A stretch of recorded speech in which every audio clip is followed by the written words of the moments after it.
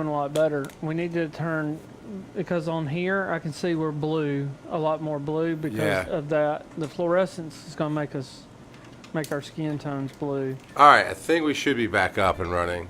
Yes, there's a notification that we're running. Yeah, for some reason the audio wasn't taking a minute ago, but now, even though all I did was reboot the program and everything's I blame right. you, Charles. Always blame me. You know, that's what the rest of the world does too. But you know who I really blame? Who's that? Megan.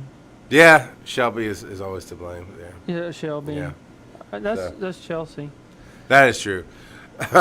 So what we're saying when we started this, and then somehow the audio wasn't working correct, blah blah blah, is that last night I did one of my shows called Marvel's FTH Beyond, where we're talking about a game called Marvel Strike Force, and we were discussing with another Twitch creator about how that game is run, and he met some of the people behind the game and the company, and it's just one of those things where you feel like the term is tone deaf, right? And this will lead into the story you were telling, because tone deaf is you just think this is the way it's got to be, and yeah, this new thing's coming up, and all the kids are into it, and this is the game company part of it. Let's try this. Let's get media people to do stuff. And then that's it. They don't really have a plan. They don't have a vision. That's bad leadership. That's a bad boss. And I was asking you what's one of the worst bad boss things you went through, and you were saying, you were talking about having an idea. Yeah, we had an issue at work, and there was a couple bosses just sitting there trying to figure out how to fix the issue. And to me, I had a perfectly viable solution to it. To me, it seemed like common sense. And what they did is they turned around and they said, his only response to me was, hey, what color is my shirt? And I said, white. He said, what color is your shirt? I said, blue. He's like, do you know what that means? I said, that means you're a supervisor. Yeah, you're the supervisor, I'm not. And he said, well, then you need to stay out of this. This is none of your business. I'm like, okay, hey, it's your problem. So I walked away, and I turned into one of those, hey, when you tell me to do something, I'll do it. Yeah, that's bad, though, because there's no vision to that. There's no... Demotivated me. Yeah. It made me not care. Yeah. I had a job similar where I've always tried to rise to the best that I can do. I have my own standards. I don't care what the company standards are if they're lower than mine. I have my own standards of what a good job defines. And they had some standards at this company I worked for that we had to do.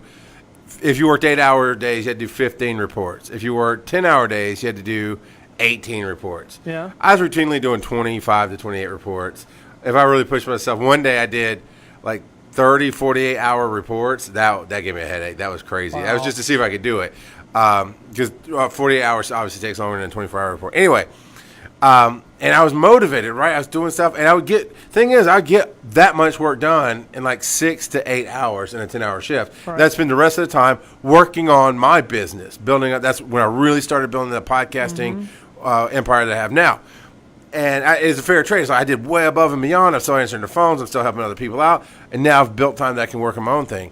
And what motivated me was it came raise time yet again. And I'm always honest about my self-evaluations of what I can work on, what I'm great at, those kind of things. And there was this guy who worked overnight. So no phones ringing, right? It's overnight. They don't even know we're open. All he has to do is some reports. He worked a 10-hour shift overnight. He would get 8 reports done. 6 reports done routinely, and leave stuff on our desk when we came in the morning. It's like, oh yeah, I couldn't do this. This was a difficult ball, and it was just crap. And he got a raise, and that was when I was like, I'm done. I'm gonna do my 18, and I'm out every day. You know what would demotivate me? What demotivated me at the hospital we worked at? Yeah. Was, if you remember, whenever it came time for annual raises and stuff, everybody got the same raise. Yes. You get nobody got anything different, so it didn't matter. You would get your evaluation, but everybody got the same. Nobody got anything different. And to me, what's the point? What's the point of being on time? So I'm getting the same raise as this other person who's late all the time, who calls out. I remember I used to have like enough PTO time to take 3 months off work, right? But then you'd have people begging to, will Right. you donate PTO time or Oh, yeah, help 'em needing out, time yeah. Will you swap with me because they use every bit of their time? And I'm like, I always had all mine. I'm not saying that, it's their right to use their PTO time, and there's nothing wrong with that. But you know what? I got no incentive for being at work all the time. Yes, right? Yeah. And so why should I? I mean, we should be rewarded for good work, for hard work, and people who do not work hard shouldn't get it. Exactly. Now, the company I talked to that did motivate me. At the same time, they always incentivized me. So it's layers, right? You have the upper layer, and that's where issues come in. You have this upper layer, sometimes a middle layer, and then your direct supervisor and you. And my direct supervisor was always making sure if there's overtime available that I get offered it first. Right. And never threw it in my face that I actually was making. I was one of the higher paid people in that office because of the way I came into the office. That's another thing that bugs me about management. Now, again, as a human thing, I'm like, you made your deal, I made my deal. I said yes to whatever the offer was on the table. But when I've worked somewhere, I'm not justifying my situation. They did. Because my situation, I said this is the money I need. They needed my paramedic numbers. Right. They justified it by the fact that nobody in the office had the paramedic or nursing numbers. And at that point, in order to get paid from the government, they had to have that. Right. So everybody was like, yeah, no worries. And then I stepped up and felt like I earned my money. And that's what I always try to do. I try to earn what I'm getting paid. But when you're in a situation, and I've been working, let's say I've been working for you for 5 years, and you're going to hire this person to come in who is going to take a while to learn what's going on, but they're really just taking something off of my plate. Let's say they're taking the phone calls or they're taking the finance part off. They're not bringing anything more to the table. They're just going to, we're doing so well, we need to just have another person do this cog. And for whatever reason, you end up paying them more than me. That's not right. That does irritate me. Or at least they're going to do the same job. Well, I've been here for 5 years. I've been blood, sweat, and tears, blah, blah, blah. And your companies do that all the time. Yeah, they'll bring other people in and not give them, and that's not right. That's why here, and you've been witness to this. What I do is I start you out at a certain wage, and I start everybody off at that wage, and as time goes on, we evaluate you, and then we give you an increase, but it's done fair. I don't. Yeah. It's one thing that gets me is that there's places where women make more than men, and there's places where men make more than women. Right. I know the trend out there is that men, on the average, they say make more than women do per hour. That's the word. But to me, that is not fair, and that's why I have a policy straight aboard. You get paid based on what your licensure level is, at least initially, and then after that year goes by, it depends on how much money I have to give, right. And then it also goes on how much, how well you've worked, how much you've worked as well, based on your. And that's the thing too with business, and we're like constantly on our phones. I'm trying to get the Facebook pulled up so I can write the chat. I love that the chat's behind us, and I always look back and see who's watching. Oglethorpe County Fire Rescue has joined, and they're watching. But so we're talking and still getting. This is all new. We moved in today, and we'll talk about that here in a few minutes. But to me, I've never, in the 80s when affirmative action came around, I was a kid. And I asked, what's affirmative action? And my parents explained, it's to make sure that basically people of color and opposite gender are not discriminated against.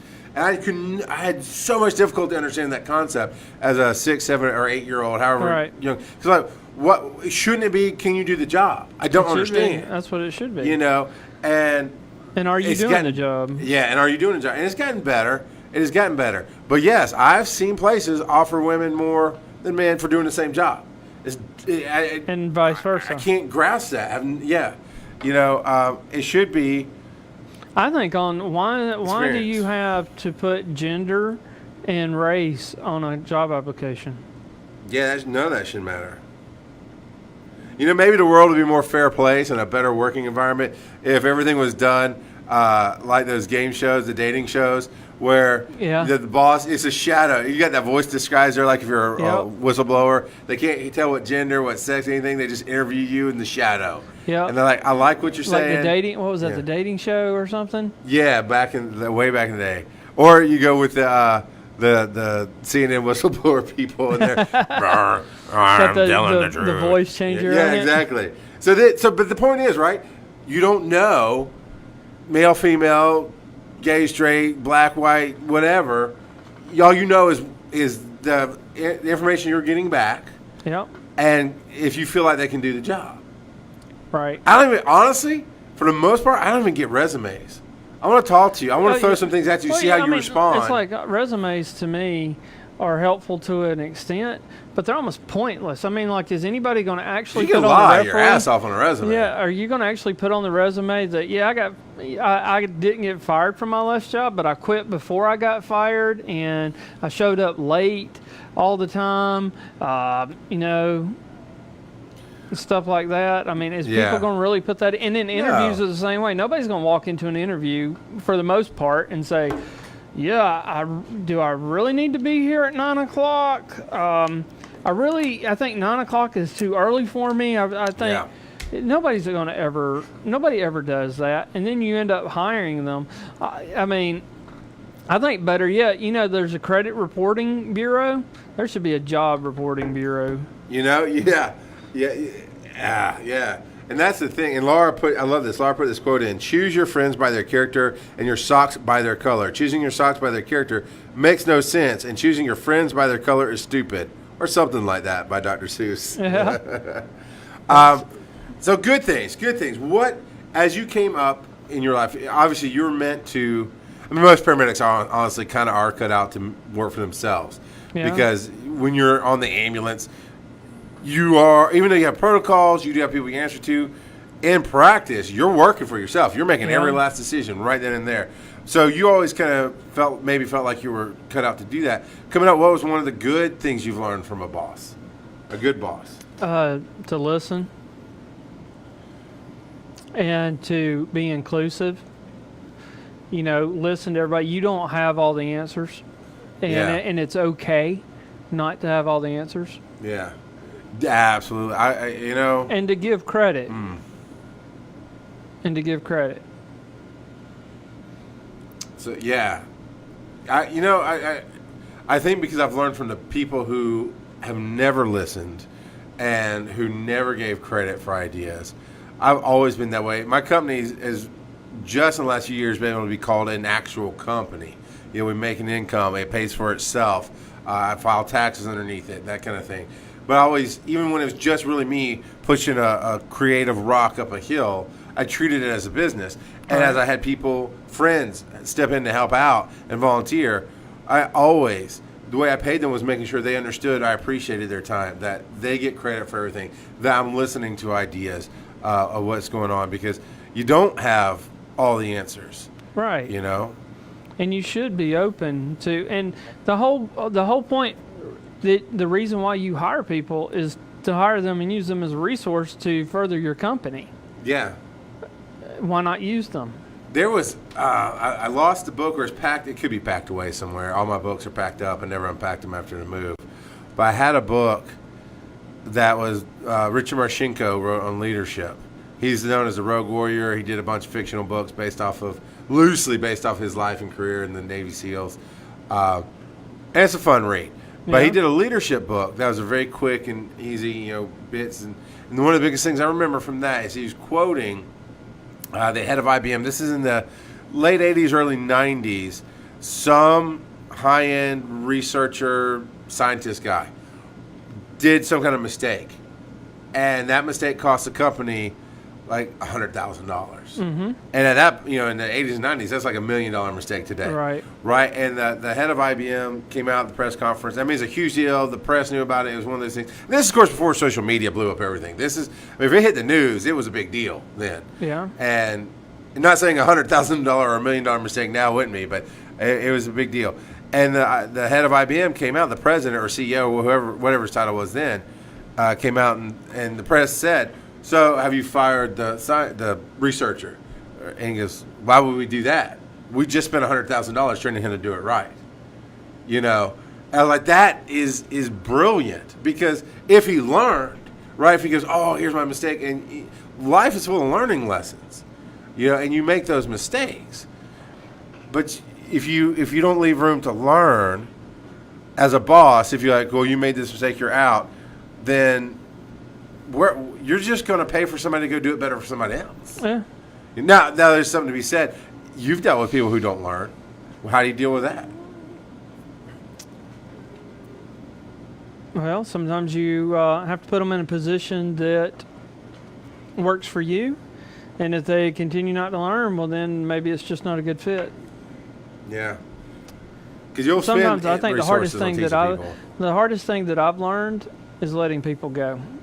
And that's the hardest thing for me. It's that is difficult. You take it and you go, and you know, and you should have let them go a long time ago because they don't see your vision. Mm-hmm. It's important to have to have a vision. Everybody has a vision. Exactly. Everybody wants in as a manager or a leader or whatever. You got to think their vision into it, and you have to figure out how to plug their vision into the overall organization's vision. So that actually is part of the conversation I wanted to have. That is with all this is vision versus. And Ashley, hello Ashley. Ashley is one of our new students that started Ashley. Wednesday night. And this goes into the student stuff. And I believe this class, everybody I've talked to feels like they have vision. Because honestly, we've had phone calls here for students who go, basically they aren't working and they think this might be a fun job. Right. Okay, well, you still have to put money in to get that degree, to get your thing. And you didn't, as far as I know, you didn't do the speech this time. The energy didn't need that. But we've had classes where you've told the speech of, if I told you today, if you gave me $3,000 and in 6 months you can make $40,000, how would that sound? Well, honestly, I made that joke then. Sounds like a pyramid scheme is what it sounds like. Sounds like it. What it really is you're investing in your education, and then you go get the job in yourself. Yeah. And we've had people that obviously don't get that. But this class has been, I want a future. I'm going to get here. So what do I have to do to get here? And the thing with vision is, in real terms, biological terms, it's always adjusting, it's changing, it's growing. And that's the difference between procedures and how we do things and vision. And there's so many companies out there, so many commanders, so many shift captains, so many business owners that have no vision. They just, I know if I buy an ambulance company and get the license and then get the contracts, I can make money. Yep. But that's here. That's a tiny thing. We were talking about people who post the same for employees, people who post bad boss memes all the time. You know, there's maybe somebody who doesn't want to be told what to do. Right. And unfortunately, we all answer to somebody.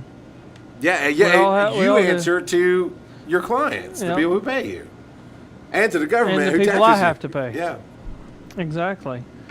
You know, let's see. I saw a comment on here about somebody. Let's see, who was it that said something about one of the best things. He said, okay, there he is. Austin Greenway says, I have a boss that doesn't care about the safety of his employees and pawns off other patients from the bad employees and puts them on the good employees. What are your thoughts on that? So pretty much what it sounds like is that this guy has got people out there that aren't representing the company well and aren't doing a good job. So they're getting. So basically, what that boss is doing is, in a way, rewarding the bad behavior, right? By doing less work and putting more work on the good employees. The way that I mean that right there, that's a discipline process there. You got to bring them in. If you can't get on board, then you got to get out. Unfortunately, and people got to realize this, whenever you come in, you clock out, you're there to do a job and work, and you're there to work to as an agreed upon standard that you agreed upon when you took the job. You have an option. I'm either going to work here or I'm not going to work here. And if you're not going to work there, then you need to leave. Yeah, absolutely. And as the boss, the leader, it's your job to look out over everybody's interest. And if you've got somebody who's not working, then you need to show them the door. You know, when I was a shift commander over at Newton, remember how we used to have to do house day? Yes.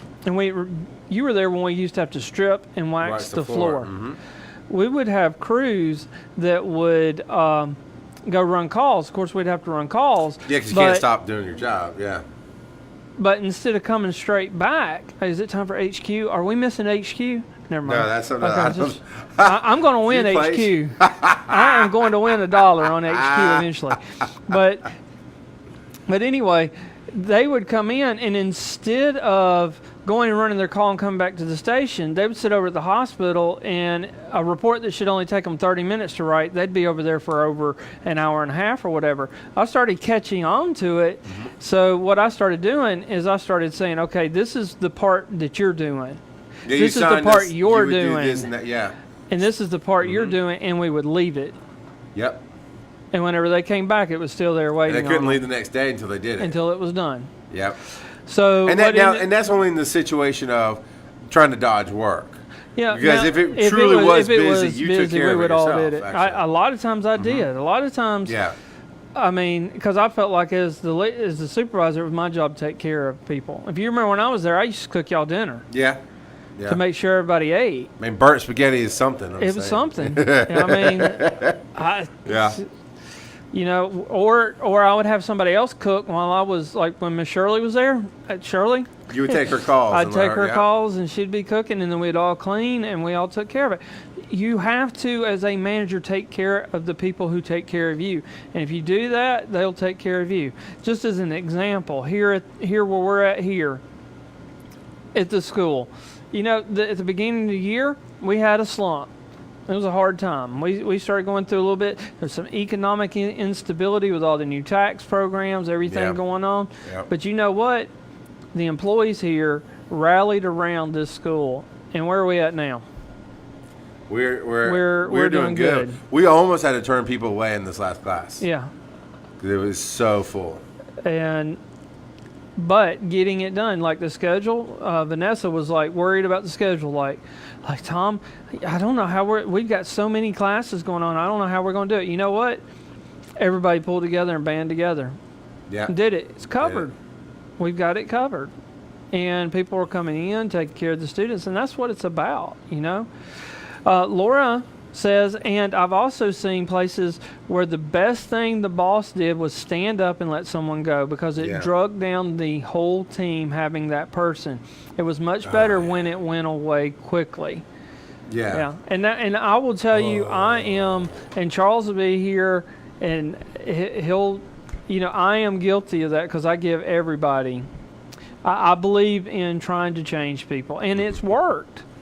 Investing time and training. I have invested in some, but some I've had to let go. Now, this is not the case here. I want to be clear before I start this story. I honestly don't remember the name of the company I was in because it went under that quickly when I was doing it.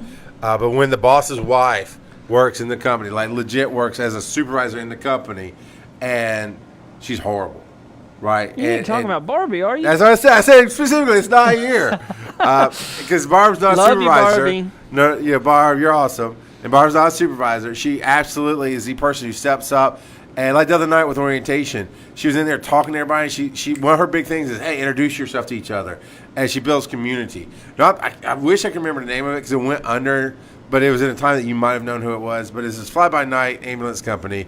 And basically, the boss's wife never did anything, but she always was there. She was a boss. If she told you on an ambulance, now we were a private, non-emergency transport only truck, but she said, I want you to go here and pick up the dry cleaning and get the coffee and go get me some lunch and come back.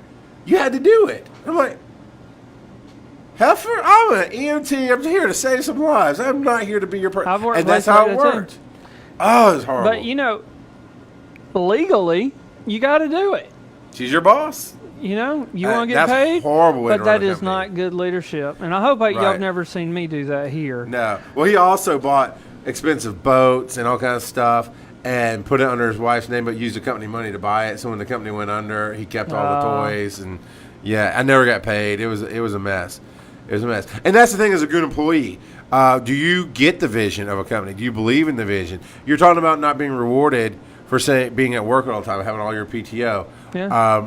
I was at a company, and I was always now. I made the choice to be that person that says yes. I'll be there. I just felt like I needed to make sure the holes were filled, that things were rolling.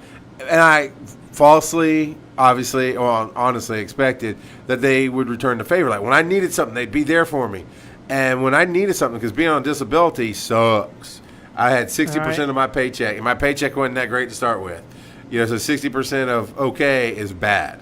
And I was like, I need to work, and I can't lift, but I can sit in a dispatch center. I can do administrative work. And they had nothing for me. And that's when I learned, and it wasn't their fault necessarily. They literally just had nothing. They had no slot to put me in. But I felt betrayed for a while, but then I realized I could have said no. Yeah. I could have said, like all the other medics were doing, I was the medic that was taking overtime. Well, one, I like to pay the overtime pay, but I was putting work first. And that was a really bad way to operate because it did nothing good for my growth in the company. It damaged my family life. And when I needed something, expecting loyalty, it wasn't there. Whereas in a different scenario here, you were talking about we had some economic things shift during the holidays. But I know Vanessa and I imagine, even though I didn't hear him say it, I imagine Steve and James all stepped up and says, we'll not charge you if we have to. I mean, because we believe we can get past this hump. We believe in what you're doing, and we get the vision of where you're going and what you're trying to do for community, and we're okay with that. Yeah. And fortunately, you paid everybody. It was great. It worked out. But all of us who were the core of pushing this forward was like, that's fine.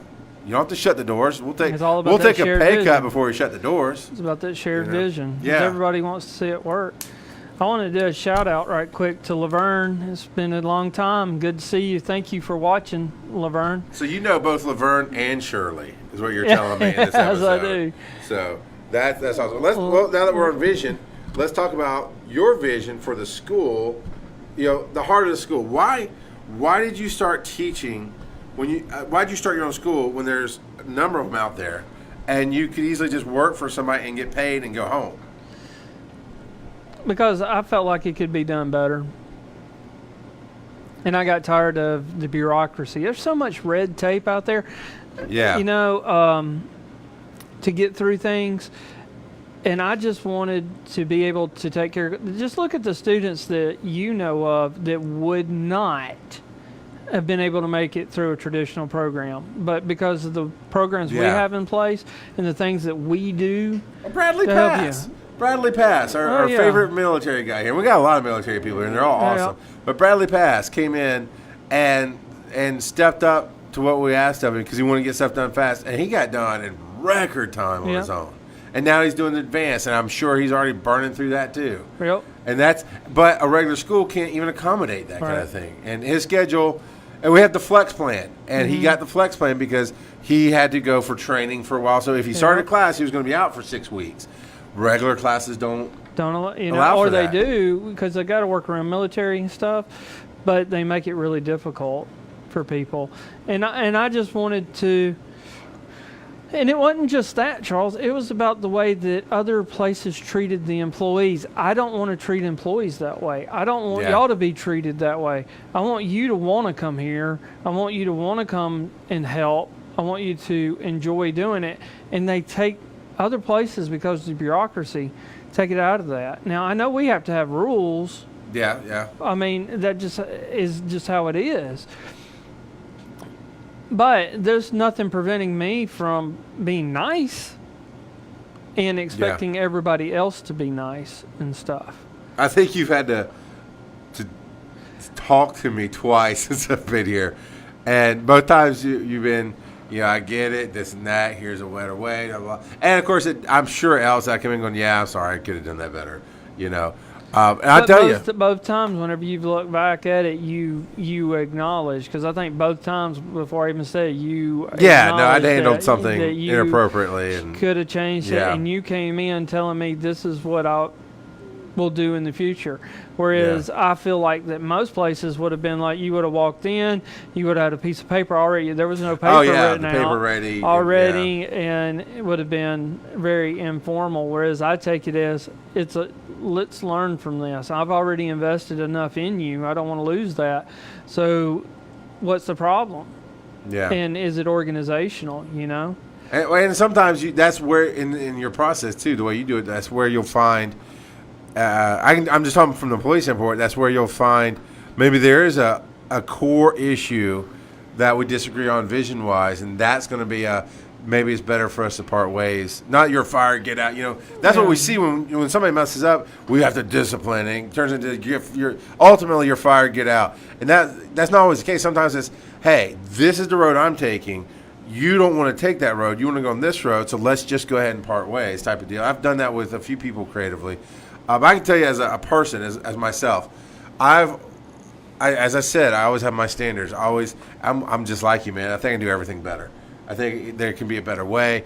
And I've always looked for a place I could plug into that would say, oh, you're right, let's do it this way. And I realized there's no place for me like that in the world. I'm destined to run my own thing. All right. And so then I took a step forward in my life and accepted that. It's okay, I am my own boss. Even that means the hustle, which is tough, which is driving for Lyft 5 days a week and trying to put this trivia gig and that karaoke gig. You're trying to bring in multiple sources of income. That still was way better for me than taking a job where I was going to be miserable. So if I ever took a job, I wanted a place that I could say my piece and have you understand who I am, and then a place where I could just do the parts that I love. And when we first started, actually you hired me on to do this show. And actually we're back in the room that we did our first show from. Sure are. A couple of years ago. Looks a lot better. Almost 2 years ago. Yeah, we've rearranged and done some cool stuff with it. But I was just doing the media stuff. But when you brought me in full time, I remember, I started late September, so it's probably early October at some point. You were saying this is something you wanted done, and I didn't see the vision. And I told you then, I'm going to tell you what I think. Because I needed you to understand this is not a one-way street. I can't be in a one-way street ever again. It has to be both ways. And I said, as a boss, I'm going to tell you exactly what I think about something. And if I think you're wrong, we'll say, I think you're wrong and here's why. And then that's going to be it. It's done. So I've put down my package for you to do whatever you want with, and now I'm going to do exactly what you told me to do. And I'm going to do it with the best of my ability. And you went, all right, cool. And sometimes you explain to me, and since then, sometimes you're like, here's parts of the vision you don't see. And then sometimes you're like, you know what, let's try it your way and see what happens, because in the past I've been burned, but we'll try it. And we've built something together. Mm-hmm. And that's been the most amazing thing. And then to have a studio to just do creative stuff all the time, which is the next part I'm so excited about today. We're here. This is now my office and the new studio. And the lighting is what it is. It's last minute. We're going to fix it. We're going to get some good lighting. I don't know what we're going to put up on the screen, but I have the broadcast running, which is kind of fun to have it back there running behind us. And it's Inception. It says there's a TV, and there's a TV and a TV. And if you really zoomed in, there's a TV and the TV and the TV. Yeah. going on. But we're going to start creating media every day. And we're going to start. Now, that doesn't mean I stopped doing my other stuff. I am going to shift some of that stuff off a little bit, but I still get to do it. But I had this at my house at one point. When I was working in my office at home, I had a studio set up, and it was a great environment. And then I had to go out and find things to make income. So to come back to this today, that's a super happy point for me. And we got to it very quickly. It hadn't even been a year I've been on full time, and we've gotten to that. So what is your vision for what we're going to do with all this? Well, a big vision, I just want to point out here that kind of segues into what Jeremy Mixon says, because I just want to make sure they get their kudos. Because he says, I think a company invests time into the employees and get their opinions about how the company could be better. The employees will feel like they're part of the company. They will take pride and ownership. Yes. That is a master's level principle that I learned in a master's degree program that I wished I would have learned a long time ago.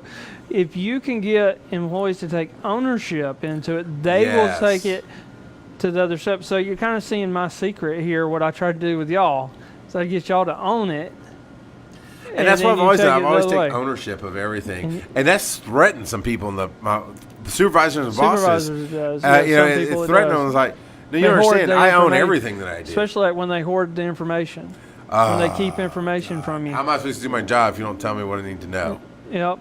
So the vision that I have going forward here, and this vision I've had since the day that this school started, is that we're going to be digital, a lot more digital. Now, Yeah. we've got to have labs and stuff, but there's more to it than that. There's a lot of information out there to be able to share with people and to talk about, like new trends, new techniques, old things. I want to get to an idea we had before where we try to contact a company, and even if they loan it to us for a week, we get to play with a new toy Yep. for EMS and pack and it, play with unbox it, test put it on the dummies, see how it works, and if we have to, send it Yeah. back. I mean, I'd like to keep it because I like toys, Yep. but yeah, I want to get to that point where we're able to say this is this new thing coming out. It's not a sales pitch. We've got probably over 50 years combined experience between us. And then we get Steve in here or James and other people. It's just adding up. Yeah. And be able to talk about issues, because like there's a big issue right now that we don't have time to really get into it today. If we do, we'll be here, because man, I can't believe we almost been on an hour already. But all this issues about this going on in DeKalb County and South Fulton County, everybody, everybody's beating up on the ambulance services, and nobody's looking at the hospitals. Because I want to throw it out there, y'all. How many of you have been parked up against a wall in an emergency room for 1-2 hours when you could be out there running calls? Yeah.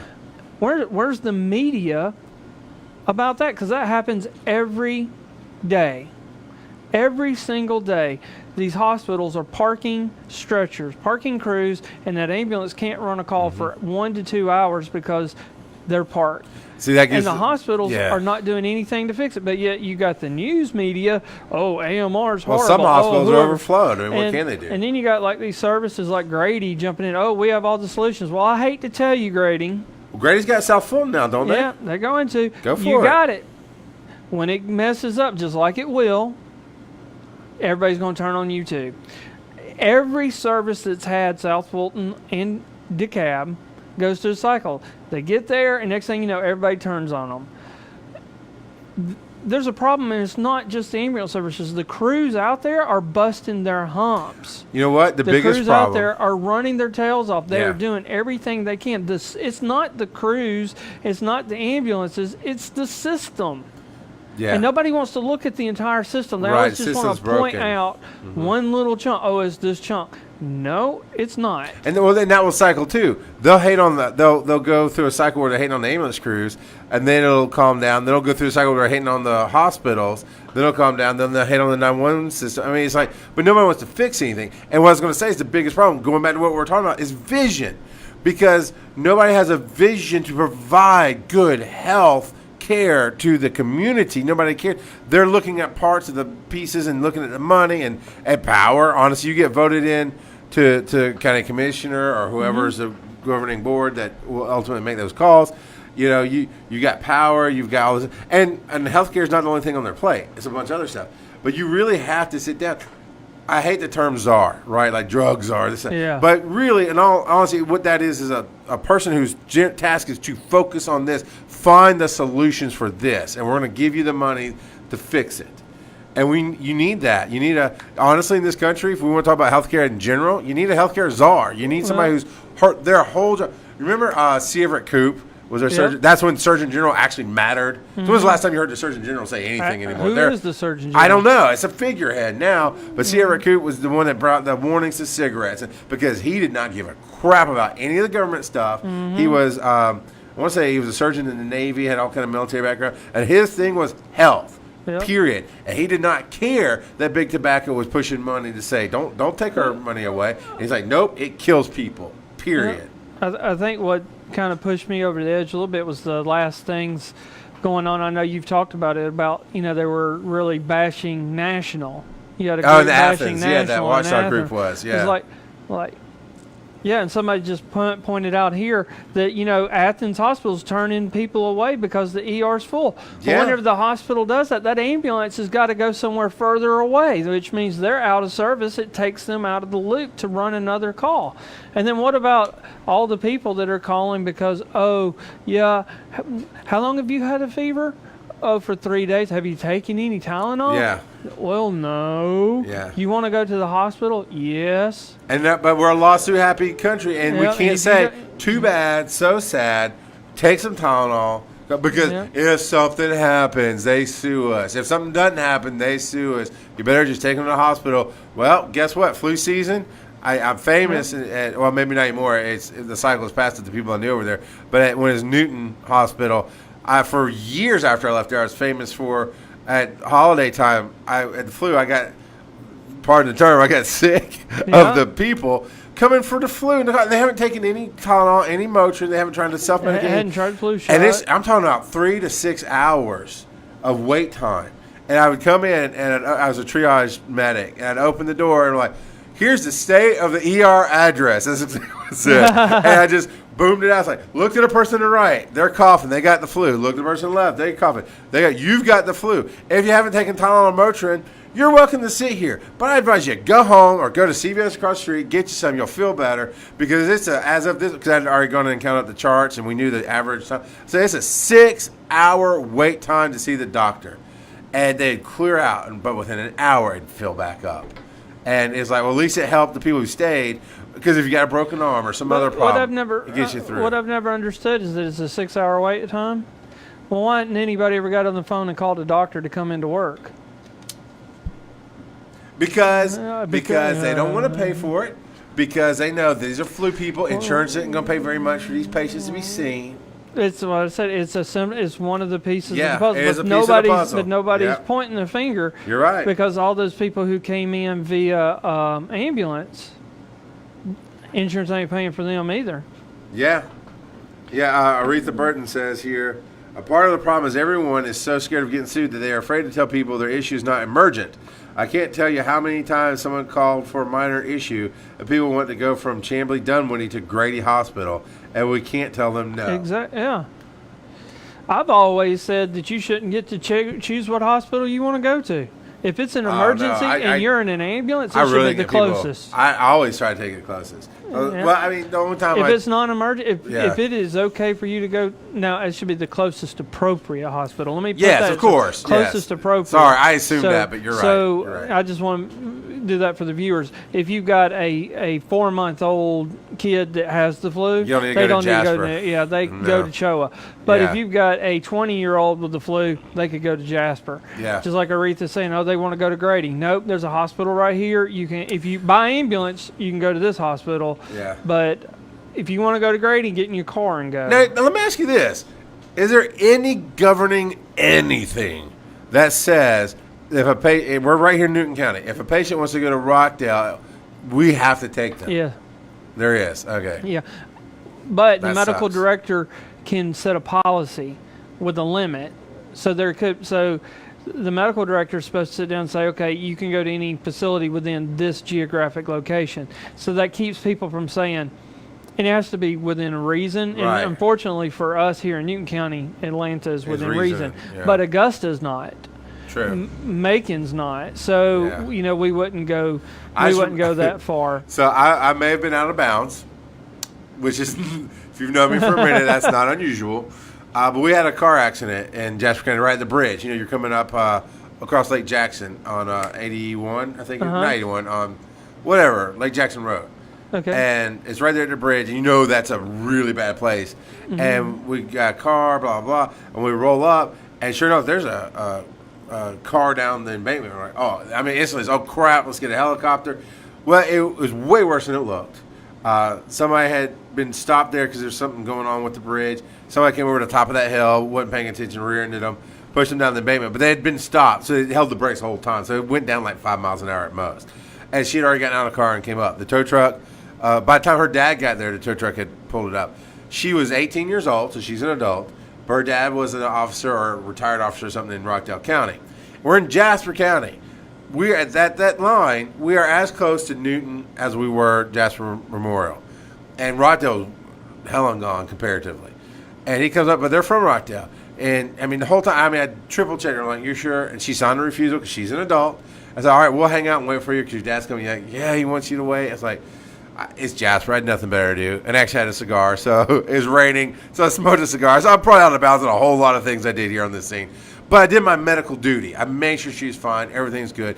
We babysat her. Her dad comes out. It took him 45 minutes to get there. So 45 minutes we went 10-8. We told them we're available for call. We're going to sit here on scene. So we weren't taken away from the county, and been there for 45 minutes. And he gets up there and goes, well, I think she needs to go to the hospital. Okay, you're welcome to take her in your car. No, I think you need to take her. I said, well, I'll tell you, I told him the whole story. It's like, we've been here for 45 minutes. She's refused. She's an adult. You can't make me take her. Secondly, I'm not going to Rockdale County. I'm just not going to do it. I'll go 15 minutes up the road to Newton if you're going to insist that she goes by ambulance. But I just bluntly told him there's nothing here for you. And he finally said, all right, you know, her get in the car, and they took off. And I never heard anything from it. But I'm like, I didn't realize there's a governing thing I understand appropriate hospital. Mm-hmm. But when Newton is an appropriate hospital, okay, so let's take it from Newton County. Rockdale County is reasonable. It's an appropriate hospital. Athens Regional is reasonable on the fringes, but it's St. Mary's Athens Regional, or if they're called Athens Piedmont, whatever they're called now, reasonable. But you want me in the same situation where you're non-emergent, I will take you to the thing, because I can't tell you, no, I'm not going to take you. You know, I will take you to the hospital. I'm not going to freaking Grady because your stomach hurts at 3 a.m. We're going to Newton. Mm-hmm. But I can't really say. Can I say that? I don't know if I can say that. You can't say it. That's a good reason I'm not on the truck anymore. Because that's ridiculous. Unless your medical director has a policy, right, governing that. Yeah, Laura has heard that story before. There's a different part to it that I usually tell. Because that poor girl, she got in so many wrecks. It's just messed up. The whole system is messed up. And my whole point is that people are like pointing their finger at National, pointing their finger at AMR and DeKalb and stuff like that. It's not just the services issue. Right. There's other pieces of the puzzle there that need to be addressed, that need that are equally responsible, you know, that we need to fix the entire system. The system needs to be fixed. Well, that's another piece of the puzzle. The thing is, like, why do we have to take them to the emergency room? Why can't they go to an urgent care center? Yeah. And I can tell you why. Is because one issue with urgent care centers is that they can turn you away for lack of insurance. Yeah. Where the hospitals can't. If you accept government funding, you have to take Medicare, Medicaid, and you can't turn anybody away. Well, that's the hospitals, but the physicians can't. Right. And the urgent cares are governed differently. Well, I mean, government funding is like county stipends and stuff, where urgent cares don't have that, right? They don't have that. So but I think that if you go out on somebody, hey, they've got a stomach flu and they want to go to the urgent care center, why can't we take them to the urgent care center? Yeah. Versus to an emergency room. Yeah, another piece of the puzzle, Laura's talking about why is health insurance not able to cover things. So a doctor charges $250, but insurance only gives them $35. How can doctors afford to pay? I mean, that without getting deep into that one, that's another piece of the puzzle. Is reimbursement. Reimbursement is a huge problem. Insurances are all for-profit private companies. Hospitals, depending on how they were set up, but most hospitals are for-profit private companies with government stipends, and you have to make a profit in order to stay in business. And honestly, even if it's government run, you have to make a profit or break even in order to stay in business. Nobody can truly operate at a loss. I don't know. Grady seems to. They always get bailed out every time you turn around. Yeah, I don't know what to say about that. And that's a bad situation. Atlanta, but you know that whole thing that they always say, but Atlanta can't work without Grady. They got to have Grady. They have to. I mean, the Grady's, that is the trauma center that I've always known about. That's even when other ambulance services are around. Everybody else they take care of, though. Everybody else that they take, not just the main trauma. Like they take everybody. Yeah. And that's the thing. That is the thing with inner cities is, I mean, people say, oh, Atlanta traffic's bad. No, 285 can be bad. The traffic in town is fine because a lot of people don't own cars. You can ride bicycles. You can walk. And you get the hospital. This is how I think most cities are now. The hospital is there at some heart or part of the city. And then the most poor are closest to it. And then it builds out. You usually don't have a hospital right next to $100 million homes. Hospitals are right next to the government housing and the cheapest places to live. And that's starting to change now, though. If you notice, Yeah. there's now a migration back into the city. The millennials and Yeah, stuff are yeah. moving back in. And that will Housing change is it. starting to Go up change a some, little bit, but still, I drive past. It used to be called Georgia Baptist. What is it called now? it's AMC. AMC, Atlanta Medical Center. Yeah, I drive past that every Sunday now, and it's just essentially projects. AMC Really nice houses. project, and then you get. Then, I mean, 2 blocks up, then it's nicer houses. When you I get mean, over there close to Avondale, Ponce. not Avondale.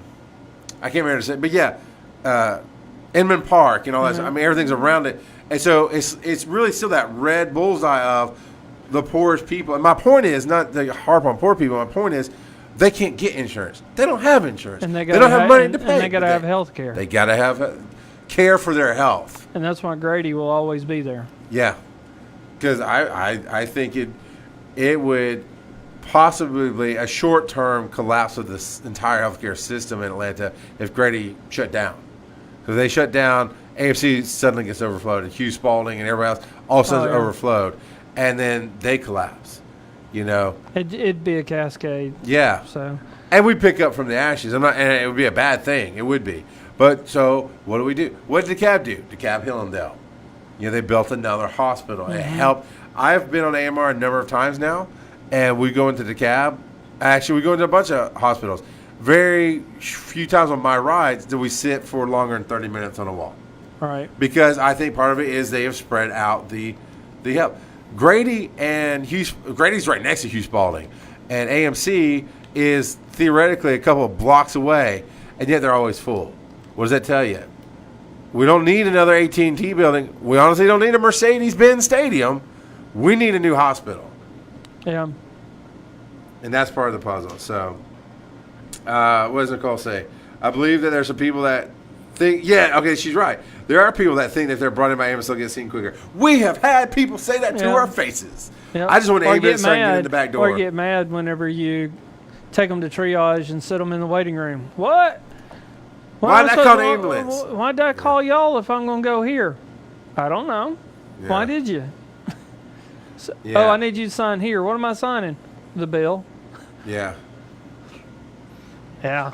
yeah. Yeah, It's a mess. ambulance, and it shouldn't equate that, but people have gotten away with it, and it's happened before, and it's rewarding that bad behavior. Yeah. I mean, how many times have you had people, do you remember back in the day, people would go over to Newton, see it was a 6-hour wait, go over to CVS, Call call 911. 911 from CVS. And then we'd Yeah. pick them up and bring them over, Yeah. and we'd come in triage, and then triage, either you or triage nurse would Yeah. be like, you were just here signed in. No, you're going right back. Yeah. And now you get an ambulance bill on top of Yeah. it. And honestly, you get kicked to the back of the line. Yeah, exactly, because you left. That was part of my speech too. It's like, look, every time you come up to my door or to one of these windows and you ask how much longer is the wait, I'm going to go find your chart. I'm going to move it to the back because everybody's waiting. You're not special. Everybody is waiting unless you're dying of a heart attack. And I've used that too because you know how the old triage was at Newton, where the doors open to the ER, and there was some lady with the flu or something, and she was giving me all kind of grief, and I don't know why I have to wait. It just so happened that at that point, here comes the stretcher with Carly riding the side doing the CPR, and I mean, just how loud that is, right? The monitor's beeping, people are talking, and it's a little bit of rolling chaos, and it comes right by my door, and because that dude ain't breathing, and you are. So how about you take your happy butt back out there and sit down and chill, And maybe we need more of New York City here. Have you ever watched it? Because I've never actually dealt with the ERs in New York City, but I've watched tons of TV and movies, so I'm an expert. But it's that they just don't care. They'll tell you because you're an idiot. Now sit down. You're gonna wait. It doesn't matter what you can't talk to me that way. Okay, you're still gonna wait. All right. But we do. I mean, there's the thing about the South. We do have that Southern charm, and honestly, you will get fired for telling a patient the truth. Exactly, which is wrong. It's Yeah. just benefiting more bad behavior. Yeah. Let's talk about we got a few more minutes. So let's talk about what you're gonna see from us here on this page soon. Hopefully, we're gonna be doing. And it's not just gonna be medicine, although I think a lot of it will be medicine. But we're going to be doing a video every single day, or at least Monday through Friday, either from the studio here, or you'll see us. We'll have the iPads. We'll be out and about. We'll have our phones. Yep. We're going to talk about what are some of the things you were asking me the different podcasts that I do. I talk about everything, and that's what I do, man. I talk. What are some of the things you're going to want to talk about? I mean, about how to take time off. Oh, I can't talk about that. I don't know what that means. I How to don't know take what that time means at off. all. That's the one How to topic I'm bad rejuvenate at. yourself and take care of yourself. You know. We're going to do some makeup tips. Yep, and, some makeup. all right, cool, we'll get Dawn in here and get Barbie in here and Vanessa in here. They can talk about all that. Oh yeah, can you see? You think we'll be able to drag Vanessa in here? I think we can trick her when they not tell her the camera's on. Yeah. Like, hey, Vanessa, I need some advice on this problem. The mic always sits here. Don't worry about the Don't worry about that. Oh yeah, she'll kill you. Yeah. She would in a heartbeat. So if you want to see Gladiator Deathmatch, you'll be able to see that as well. So you're talking rejuvenation. I mean, stuff like that. I mean, we might even talk about news, stuff movies. coming up, how the politics affects us. Yeah, you know, and going to affect the way you work and stuff like that. Movies, yes. I mean, it's time off. Let's talk about it. Let's do it. You know, what are we doing? What are y'all doing? I mean, we want you to be involved in this. Hey, we also want to know, what do you want to see? What do you want us to do?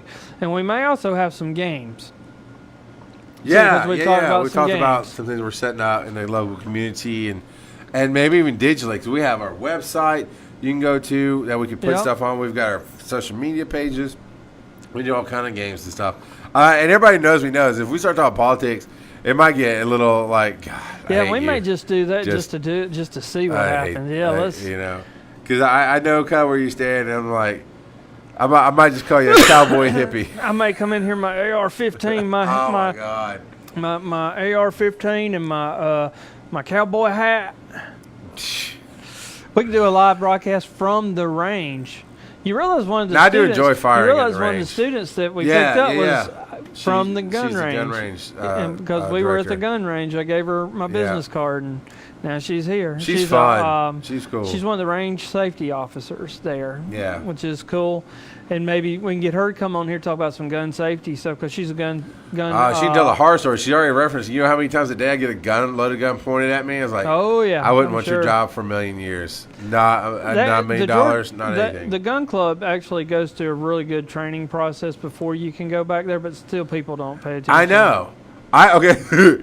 So I always have stupid stories. Now I'm very sick. My buddy for my birthday many years ago, we went down to I think Franklin's in Athens, and we wanted to go shooting, and we found out it's actually fairly inexpensive to go shooting. It's ammo. I mean, you just buy the ammo and you're good.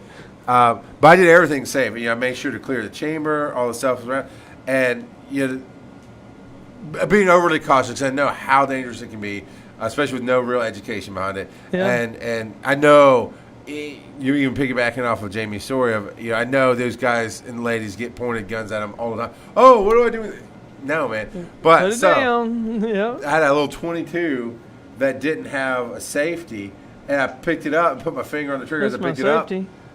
Well, I did. I just kind of gripped it, and it shot the concrete. Oh my next gosh! To me. And I've got a little spray of concrete. I was like, "That's a story I'm never telling the wife."